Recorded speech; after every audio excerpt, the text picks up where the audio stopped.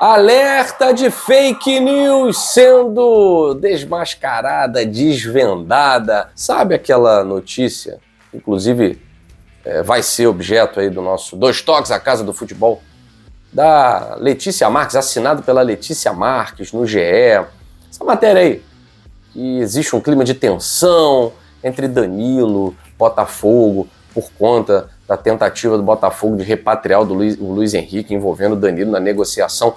Conversei hoje, na parte da manhã, com o presidente do Botafogo, João Paulo Magalhães Lins, que trouxe informação exclusiva pra gente. Não procede. Nada disso procede. Vou trazer aqui a palavra do presidente do Botafogo pra gente esquecer esse papo dessa matéria aí, né?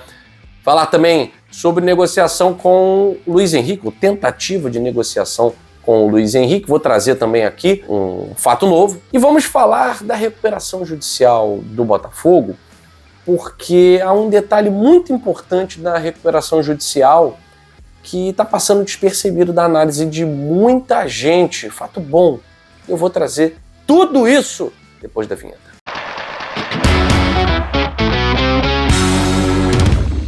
Quero agradecer a sua audiência, quero agradecer a você que está ligadinho aqui na programação do canal Gigante Glorioso.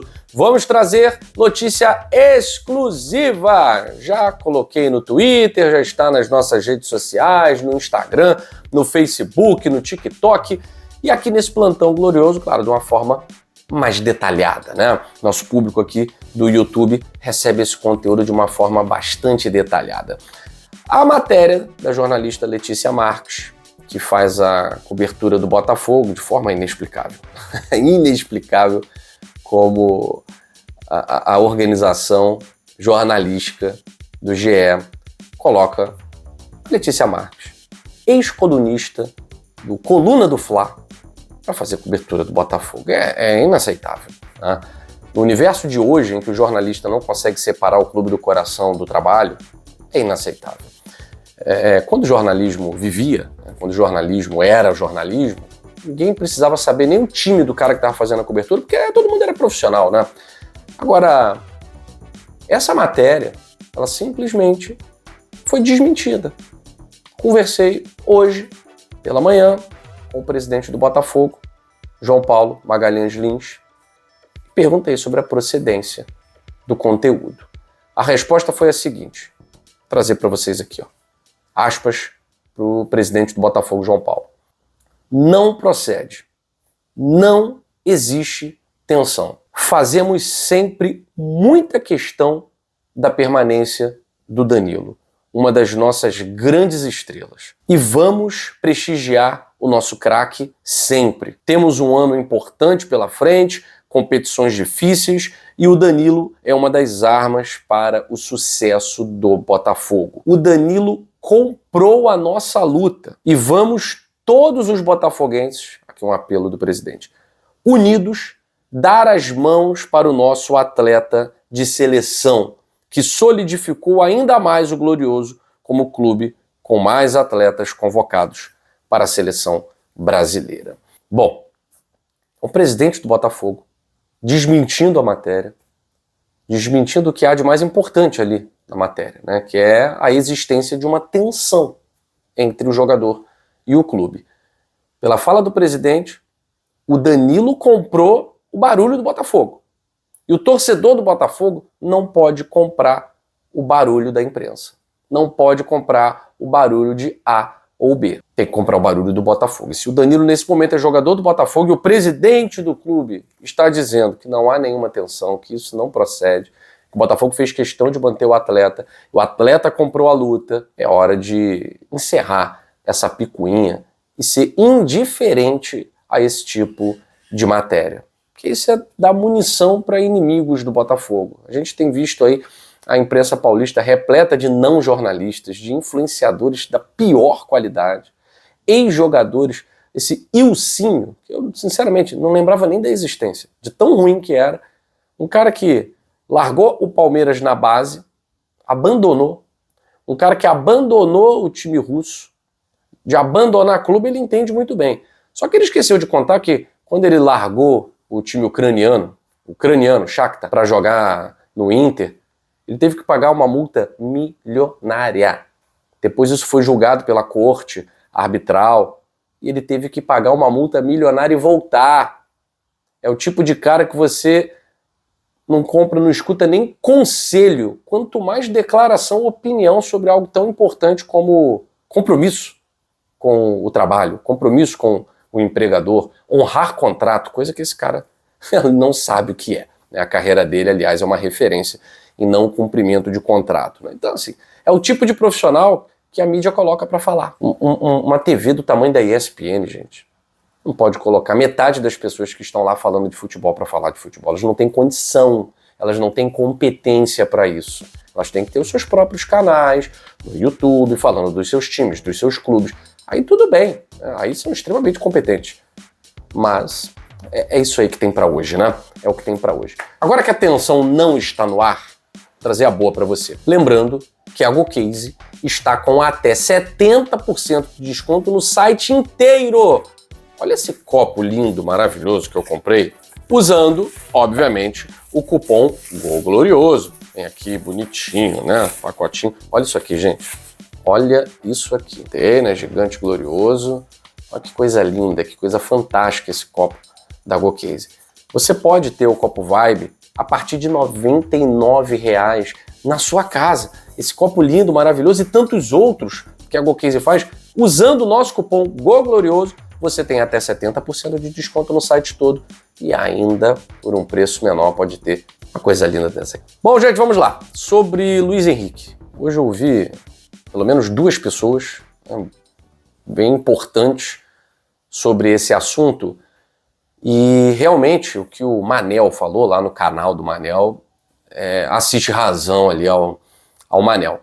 A questão não é o Danilo. O Danilo não é o entrave para a negociação acontecer. O entrave é o próprio Zenit. Por quê? Porque o Zenit, ele quer dinheiro. O Zenit quer dinheiro vivo. O Zenit quer renovar o seu elenco. E ele quer um outro perfil de jogador. Então ele quer jogador comprometido com o Zenit. Ele quer jogador que esteja com vontade de atuar. E por que há um entra e sai muito grande lá no Zenit? Porque os jogadores atuam uma temporada, duas temporadas, já não tem ânimo, já não tem motivação, porque eles estão invisíveis no mercado europeu. Então eles acabam voltando para o mercado doméstico, voltando para o Brasil, indo para o mundo árabe, porque da Rússia para o futebol europeu é muito difícil isso acontecer. Então eles não têm mais a motivação.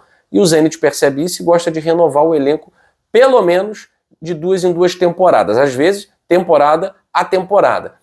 Então eles aceitam negociar, por exemplo, o Pedro, que é um atacante que saiu do Corinthians para lá, o Luiz Henrique, fala-se sempre na negociação do Nino, que eles percebem que o cara não está 100% ali. Ele chega, adquire ali um ápice e depois não consegue manter, né? A questão do Luiz Henrique, conversando com uma pessoa próxima, né, é que a vontade do atleta de voltar para o Brasil devido à questão da esposa, né, que quer ter o filho no Brasil, isso está falando muito alto. E o Botafogo, ele nesse momento enfrenta uma resistência muito grande de uma ala mais responsável, de uma ala mais austera dentro da SAF. Que é a ala, olha só, gente, a resposta que a gente vai dar com o dinheiro da venda do Danilo vai ser comprar o Luiz Henrique, isso não é positivo para a recuperação judicial, para os credores. Porque o que eu recebi hoje, isso é muito triste, porque eu quero o Luiz Henrique aqui. E não quero o Luiz Henrique jogando num rival do Botafogo. Existe a possibilidade? É futebol. Existe a possibilidade. Do lado do Flamengo, há conversas, mas também não é algo concreto, né? Porque a grana a ser desembolsada é uma grana muito alta. Mas, infelizmente, há a possibilidade. Eu gostaria que o Botafogo, obviamente, repatriasse o jogador. Isso porque o jogador já falou, inclusive na última vez que veio aqui, né? Ele falou ao Alex Telles, ao Marçal, que gostaria muito de voltar, que se arrepende de ter saído do Botafogo, assim como o Igor Jesus, ele declarou publicamente que o Textor quis vender, né? Que ele não quis sair, o Textor quis vender, tá? Então são jogadores que praticamente foram obrigados a deixar o Botafogo, tá? E ele gostaria muito de voltar pro Botafogo, tá? Mas numa situação em que o jogador está insatisfeito na Rússia, quer voltar pro Brasil, a mulher quer ficar perto da família, e aparece uma proposta do Flamengo, Assim, quero muito que o Botafogo entre no jogo de forma responsável. Mas hoje o que eu escutei não foi tão positivo nesse sentido, que há uma resistência muito grande dentro da própria SAF do Botafogo para simplesmente pegar a grana do Danilo ou fazer uma troca do Danilo com o Luiz Henrique. Então, há uma resistência. Mas a notícia boa existe uma ala forte também que acha uma oportunidade de mercado, como eu falei ontem, para potencializar recursos. Porque quando você traz um jogador, você não tem só gastos esportivos, você potencializa recursos. Eu falei ontem no nosso vídeo, né, na edição da hora do almoço. Falei também na última edição.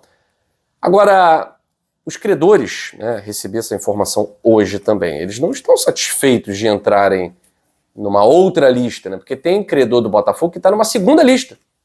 Está numa segunda lista. Já está no RCE, no regime de centralização, de execução, e agora vai entrar na recuperação judicial. Assim, o credor está querendo dinheiro, quer dinheiro na mão e quer agora. Bom, sobre o relatório da recuperação judicial, há um detalhe importante que a administradora judicial coloca, inclusive tem um perfil excelente no Twitter sobre isso, que é o do Benjamin Espósito. Ele traz muitos detalhes sobre a recuperação judicial do Botafogo. E esse detalhe aqui é muito importante, porque a administradora judicial ela vai basear a viabilidade do plano de recuperação para os credores num cenário esportivo bem conservador, bem palpável, bem possível. Gente, eu preciso destacar aqui que o Botafogo está em 7º lugar no Campeonato Brasileiro, tendo jogado um turno inteiro sem goleiro. Um turno inteiro sem goleiro. Nós estamos na 7ª colocação. Então, nesse relatório, a administradora judicial ela vai fundamentar a viabilidade do plano para os credores num cenário seguinte. Para mim, extremamente conservador. Olha só, nada ousado. O Botafogo ficar entre os 6 primeiros do Campeonato Brasileiro, ela coloca aqui a 6ª colocação do Brasileirão, por conta da premiação, tá? Chegando até as 8ª de final de Copa do Brasil e disputando entre 8ª e 4ª de final da Sul-Americana. Isso até 2047. O plano de 20 anos, isso até 2047. O Botafogo mantendo orçamento de 6º colocado de Campeonato Brasileiro, chegando até 8ª de Copa do Brasil e estando entre 8ª e 4ª de Copa Sul-Americana. Ela nem coloca Libertadores da América aqui, que a premiação é muito maior. Então, qualquer coisa que for acima disso, vamos lá, um título sendo conquistado. Um título sendo conquistado gera mais receita. Eu não sei se a cláusula, se existe essa cláusula, né? Mas é possível que numa recuperação judicial, com geração de mais receitas, haja antecipação de pagamento a credores. Eu não sei se essa cláusula está presente na recuperação judicial do Botafogo, mas se houver cláusula nesse sentido, é possível. E se houver cláusula nesse sentido, trazer o Luiz Henrique, as duas alas têm razão, vamos falar a verdade aqui, de uma forma racional. Quem acha loucura, porque de certa forma é uma mensagem arriscada para os credores, tá certo. Quem acha que não é loucura, isso na verdade vai potencializar receita, também não está errado. Os dois têm razão. A questão é que tudo isso precisa ser feito de uma forma muito responsável. E aí vem a questão, bom, se o presidente do Botafogo já deixou muito claro que o Danilo abraçou o projeto, que conta com o Danilo para essa temporada, tem Copa Sul-Americana, é um jogador importante, é o destaque do clube, é o melhor jogador da América do primeiro semestre, jogador de Copa do Mundo, ganhou o prêmio Bola de Prata aí do primeiro semestre, melhor jogador do Campeonato Brasileiro. Esse jogador também tem uma importância técnica relevante, né?